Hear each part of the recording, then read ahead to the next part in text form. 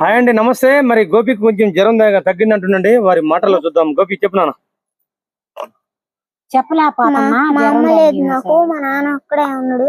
మా నాన్న కాల్ లేవు. మా నాన్న కాల్ యాక్సిడెంట్ అయింది. జ్వరం తగిలింది. నాకు చెప్పలేకపోతున్నా.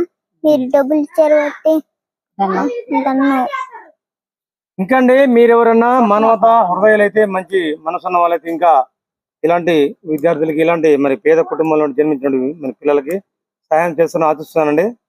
ఇబ్బంది లేదండి. మనసు మీకు నచ్చితేనే ఇవ్వండి, లేకపోతే లేదు. దీంట్లో బలంతో ఇది లేదు. మీరు ఇచ్చే ప్రతి రూపాయి కూడా నేను అప్డేట్ వీడియోల రూపంలో తెలియజేస్తానండి. ఏ రాష్ట్రం కానీ, ఏ దేశం కానీ, ఏ జిల్లా కానీ, ఏ ఊరని కానీ అన్ని మీ అప్డేట్ చెప్తున్నాను అండి. ఈ వీడియోలు ఇచ్చిన ప్రతి ఒక్క రూపాయి కూడా అందరితోటి మరి ఇక్కడ సాక్షులు వీలే ఉండరు. మన కిట్టమ్మ గారు, అటు చూస్తే పుల్లయ్య గారు నుంచి పోతుండయా మేము బాధపడుతున్నాం.